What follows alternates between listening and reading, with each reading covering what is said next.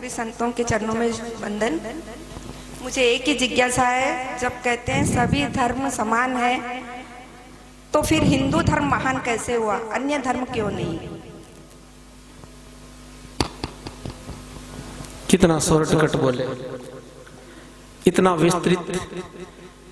सनातन धर्म ही महान क्यों? दूसरे धर्म जो अपने आप को बहुत बड़े बड़े मानते हैं वो महान क्यों नहीं? वो महान इसलिए नहीं है क्योंकि वो धर्म नहीं है। इस दुनिया में धर्म केवल एक ही है, उसका नाम है सनातन धर्म। बाकी के जो है वो धर्म नहीं है, वो पंथ भी नहीं है। पंथ तो केवल सनातन धर्म से जो निकले वो है, जैसे कि जैन है, बौद्ध है, सिख है, ये हमारे पंथ है, ये शाखाएं हैं। लेकिन जिनकी तरफ इशारा वो करना चाहते थे, मैं करूंगा, ईसाई और इस्लाम, ये महान क्यों नहीं? क्योंकि ये धर्म नहीं है। इस्लाम मजहब है। कुरान मजीद में कुरान शरीफ नहीं लिखा गया है, शरीफ तो आप बोलते हो। जब मैं कुछ वर्णन करूंगा तो पता चलेगा कितनी शराफत है वहां पर। उसका नाम है कुरान मजीद। उसमें कहीं पर भी इस्लाम धर्म नहीं, मजहब है। और ईसाई को रिलीजन बोला जाता, वो रिलीजन है, वो भी धर्म नहीं है। इस्लाम को मजहब बोला गया। मजहब का मतलब मजे लेने वाला हब। आप कहते हो ना कि ये एजुकेशन का हब, गोलगप्पे खाने का हब, तो ऐसे ही जहां केवल जिंदगी का मकसद मजा लेना, येन तेन प्रकारेण, तो मजहब, वो धर्म नहीं है। धर्म किसे कहते हैं? धर्म उसको कहते हैं धारयति यतो धर्म है। जो धारण करने के लायक होता है वो धर्म कहलाता है, और जो धारण करने के लायक नहीं होता उसको धर्म नहीं कह सकते। कई बातें ऐसी होती है जो मानने के लायक नहीं होती, हर बात मानने जैसी थोड़ी होती। तो दुनिया की हर चीज धारण करने योग्य नहीं होती। बहुत सी बुराइयां होती है, उनको हम धारण नहीं कर सकते ना। हम अच्छाइयों को ही धारण कर सकते हैं ना। इसी तरह जो चीज मानने जैसी हो, जो धारण करने के लायक हो, वो धर्म कहलाती है। और जो धारण करने लायक नहीं होता फिर भी लोग उसको करते, वो अधर्म कहलाता है। इतना ही फर्क है। जो धारण करने योग्य नहीं है, किसी को परेशान करना, किसी को बिना कारण मारना, शराब पीना, जुआ खेलना, किसी का धन हरण करना, ये धारण करने लायक नहीं है ना, इसलिए ये अधर्म है। तो सनातन धर्म में जो कुछ भी है वो सब का सब धारण करने के लायक है। लेकिन ईसाई और इस्लाम में धारण करने के लायक मानने जैसा कुछ भी नहीं है। अब मैं बिल्कुल प्रामाणिक रूप से आपको कट टू कट मैं जो कुछ भी बोलूंगा, कुछ भी मनगढ़ंत नहीं बोलूंगा। जो शास्त्र में लिखा बिल्कुल वो बोलूंगा। सनातन धर्म ही महान क्यों, वो महान क्यों नहीं? सबसे पहला कारण, केवल मुख्य 7-8 कारण गिनाऊंगा, मेरे पास 1000 कारण है। केवल सनातन धर्म ही महान क्यों? मैं सनातन धर्म को मानता हूं इसलिए मेरे लिए महान है ना।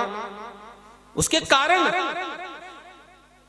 सबसे पहला कारण, सनातन धर्म की स्थापना साक्षात भगवान नारायण ने की, लेकिन ईसाई और इस्लाम की स्थापना कुछ मनुष्यों ने की।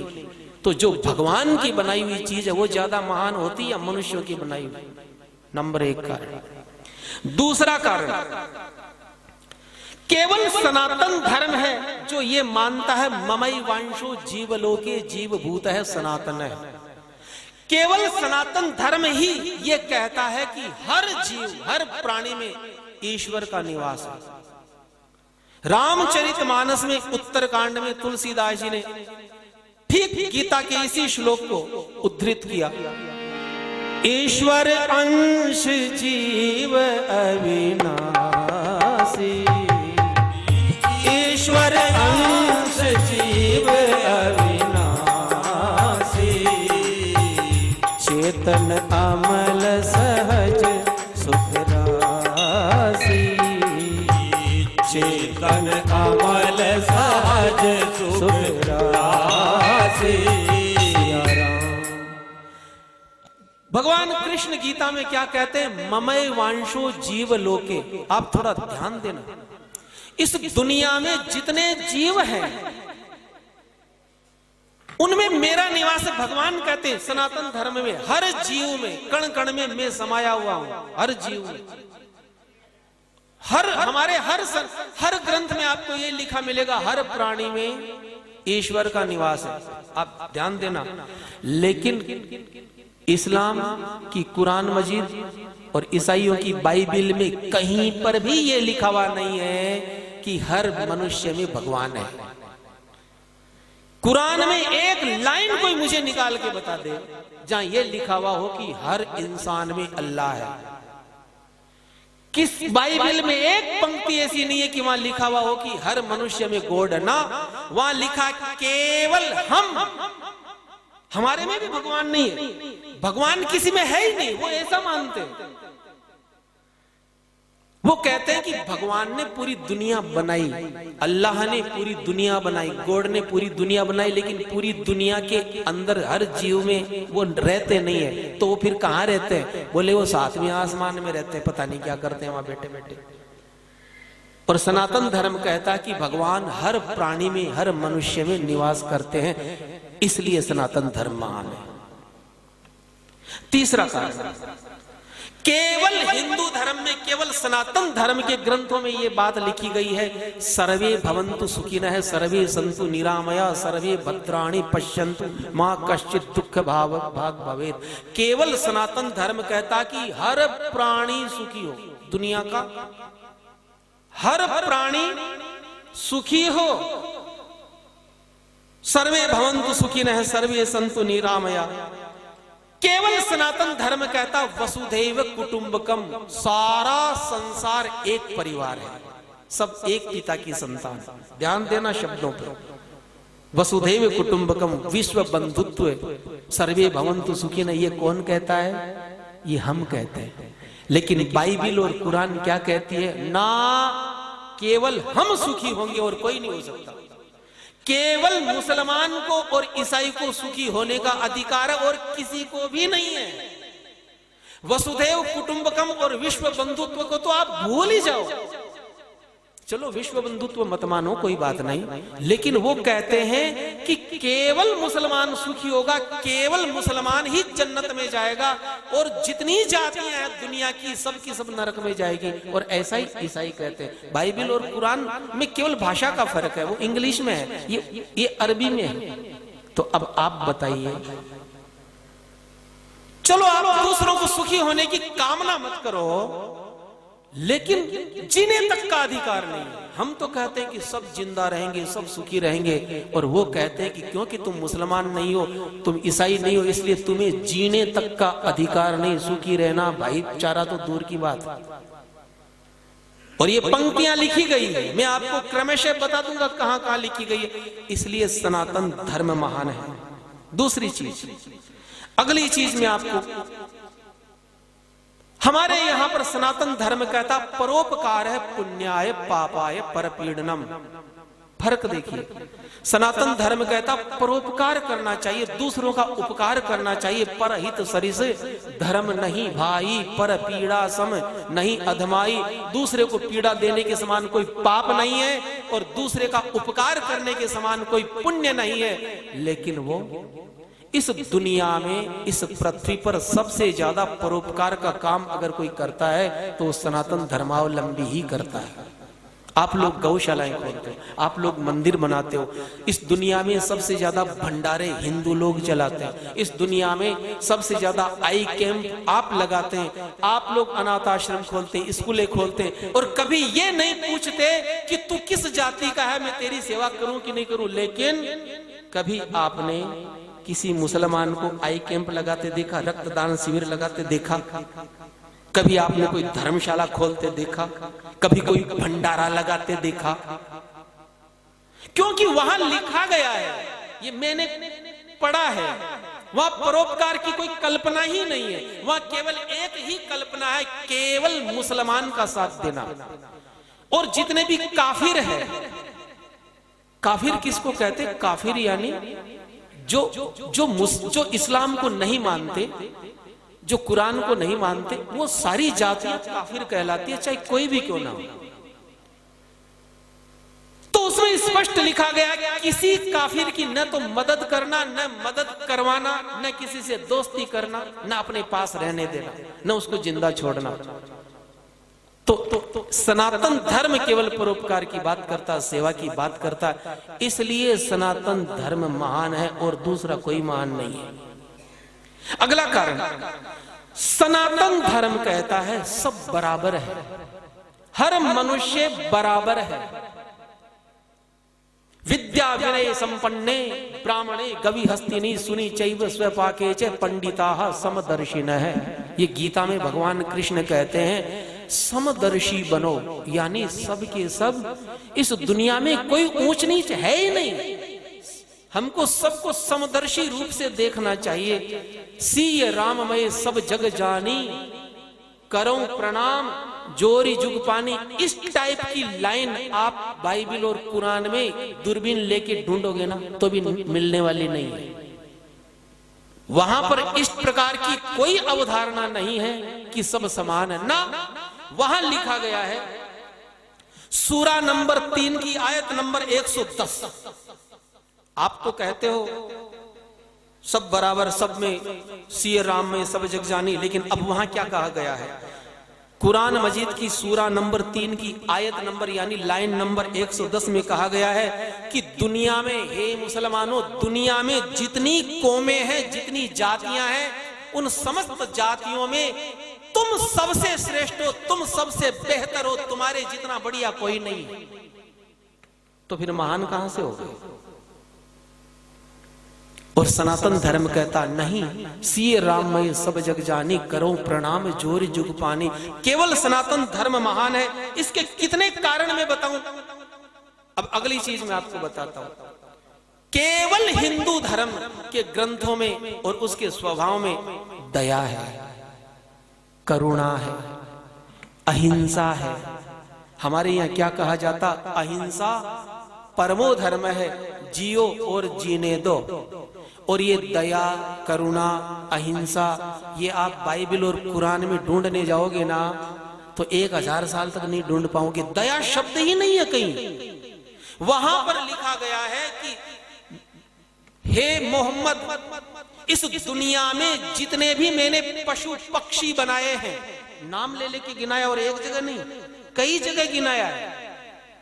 जितने भी जानवर, 4 पांव वाले जानवर जितने भी मैंने बनाए हैं, केवल तुम्हारे मार करके खा जाने के लिए ही बनाए हैं। और कई जगह बताया समुद्र के जीव मैंने तुम्हारे मार कर खाने के लिए बनाया। मैंने पक्षी विध विध प्रकार के तुम्हारे केवल मार कर खाने के लिए बनाए हैं। केवल एक जानवर को नहीं खाना है, वो है सूअर, उसको छोड़ देना। और दूसरा, जो मरा हुआ जानवर हो पहले से, उसको नहीं खाना। किसी जानवर को खाना है तो पहले उसको मारना है, क्योंकि अगर तुम मरे हुए को खाओगे तो फिर मारना कैसे सीखोगे? फिर निर्दयता आएगी कैसे तुम्हारे अंदर? उसकी प्रैक्टिस कैसे होगी? तो दया, करुणा, अहिंसा जहां है ही नहीं। और बाइबल तो इससे भी आगे, वहां तो लिखा गया है कि तुम बैल को मार करके खिलाओगे तो क्या पुण्य मिलेगा, बछड़े को मारोगे तो क्या मिलेगा। इतना तक लिखा हुआ है कि अगर कोई तुम्हारे ईसाई मत को स्वीकार नहीं करे तो उनके छोटे छोटे बच्चों को मार करके खून पी जाओ, तो डर के मारे अपने आप तुम्हारी बात मान लेंगे। तो जहां कोई अहिंसा नहीं, जहां कोई दया नहीं, जहां कोई करुणा नहीं, तो आप बताइए सनातन धर्म महान है कि नहीं है? कारण है, फंडामेंटल कारण हमारे पास में है, कोई मनगढ़ंत बातें नहीं है। दूसरा, अगली चीज, केवल सनातन धर्म ऐसा है जिसमें चरित्र की व्यवस्था है, सदाचार की व्यवस्था है, जहां पर ब्रह्मचर्य सिद्धांत है। लेकिन कुरान में और बाइबल में ब्रह्मचर्य दूरबीन लेके देखोगे ना तो ब्रह्मचर्य मिलेगा ही नहीं। वहां कोई चरित्र नाम की चीज ही नहीं। वहां पर तो अब मैं वो सारे शब्द आपके सामने बोल नहीं सकता। चरित्र, सदाचार, ब्रह्मचर्य तो कहीं शब्द तक नहीं मिलेगा आपको। तो फिर महानता कहां से आ गई? आपने कभी सुना कि मुसलमानों में कोई ब्रह्मचारी पैदा हुआ? हमारे हिंदू धर्म में हनुमान जी, परशुराम जी, भीष्म पितामह, अभी भी ब्रह्मचारियों की कमी नहीं है। हमारे पीछे स्वामी जी विराजमान है, ये देखिए इतने बड़े पैसे वाले पक्के ब्रह्मचारी अपनी करोड़ों की प्रॉपर्टी दान कर दी। आज भी हमारे केवल सनातन धर्म में सदाचारी ब्रह्मचारी आपको मिलेंगे। कभी ईसाइयों में कोई ब्रह्मचारी पैदा हुआ? जहां ब्रह्मचर्य सिद्धांत ही नहीं है, जहां कोई सदाचार ही नहीं है, केवल दुराचार, केवल व्यभिचार, और उसको पुण्य मानते हैं वो लोग। इस वजह से सनातन धर्म महान है। अगली बात मैं आपको बताता हूं। सनातन धर्म कहता है मातृवत परदारेषु परद्रव्येषु लोष्टवत् आत्मवत सर्वभूतेषु यह पश्यति स पश्यति। और ठीक यही बात तुलसीदास जी ने चौपाई में लिखी, बिल्कुल यही अर्थ निकलेगा। जननी समझानहि पर नारी धनु पराव बिसते बिसधारी सिया राम। सनातन धर्म कहता है मातृवत परदारेषु, पराई स्त्री को अपनी माता के रूप में देखना है, पराये धन को जहर समझना, उसको लेने की कोशिश नहीं करनी।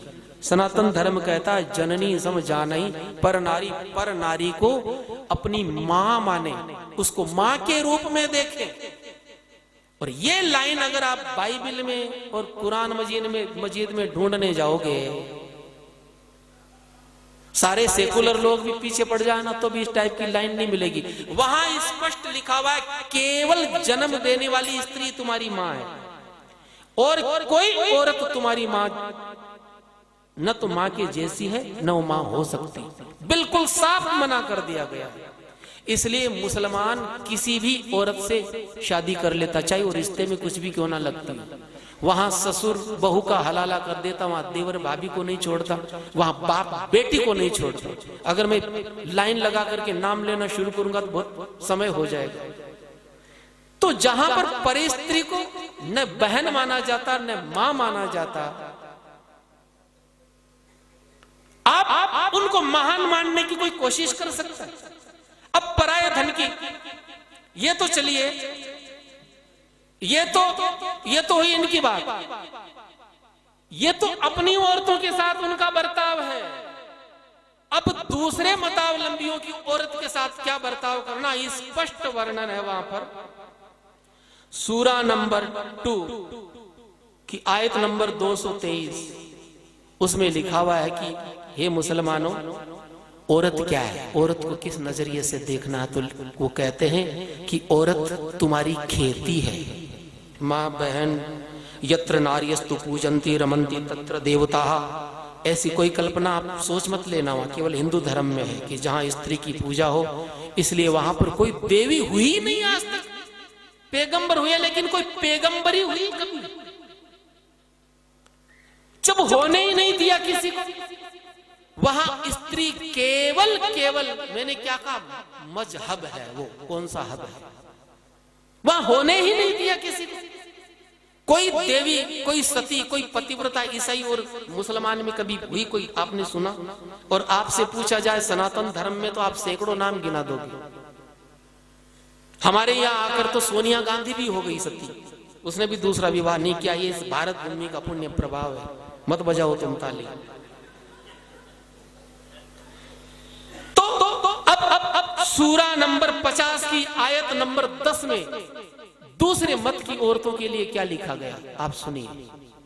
वहां स्पष्ट लिखा गया है कि काफिर औरत की कभी इज्जत मत करो। अब ध्यान दीजिए, हमारे यहाँ पर तो आप देखिए शिवाजी महाराज के वहां किसी मुसलमान की लड़की को पकड़ के लाए, ऐसे सम्मान भिजवाया। अमर सिंह अकबर के उस सेनापति की लड़की को ले आया, ऐसे सम्मान भिजवाया। और यहाँ कुरान मजीद कितनी बढ़िया बात कहती है, सूरा नंबर 50 की आयत नंबर 10 में कि हे मोमिनो, काफिर औरतों की कभी इज्जत मत करना, क्योंकि वो इज्जत करने के लायक नहीं है। तो बोले काफिरों की जितनी स्त्रियां हैं, अब ये हदीस में लिखा गया कि जितनी भी औरतें गैर मजहब में मैंने बनाई है वो केवल तुम्हारे आनंद उठाने के लिए ही बनाई है। जब इस प्रकार की बातें पढ़ाई जाएगी मदरसों में और छोटे छोटे बच्चे पढ़ करके जब निकलेंगे तो रेपिस्ट नहीं बनेंगे तो क्या बनेंगे? बीमारी की जड़ कहां है? मैं कहता हूं 1000 साल पहले अगर कुरान मजीद को पढ़ लेते हमारे धर्म गुरु और हमें बता देते तो 1000 साल की गुलामी इस देश में होती ही नहीं, क्योंकि आप लोगों ने सबको अपने जैसा समझा। हम ये सोचते हैं कि सब धर्म समान है, हम अपने जैसा सबको समझते हैं, हमारे जैसा दुनिया में कोई नहीं है। अगली चीज हमारे यहां कहा गया पराया धन कभी नहीं लेना, पराये धन को विष के समान समझे। लेकिन यहां पर सूरा नंबर 67 की आयत नंबर 69 यानी 69 नंबर की आयत में कहा गया है कि हे मोमिनो, इस दुनिया में जितना धन है, जितना माल है, उसके मालिक तुम हो। अर्थात ये जो तुम बैंक बैलेंस बना रहे हो, ये जो धन संपत्ति कारखाने, ये जो तुम लोगों ने मेहनत करके बनाए, इसके मालिक तुम नहीं हो, मुसलमान है, ये कुरान कहती है। और फिर आगे लिखा गया है कि काफिरों को मारने के बाद में उनकी स्त्री और धन जो तुमने लूटा है वो गनीमत का माल है, वो तुम्हारे लिए पाक और हलाल है। पाक यानी पवित्र है। जहां पर लूटने को, रेप करने को पवित्र कार्य माना जाता हो, तो आप बताइए कहीं महानता, इनको आप धर्म कह सकते हैं। इसलिए सनातन धर्म महान है। जय श्री राम। अगला प्रश्न।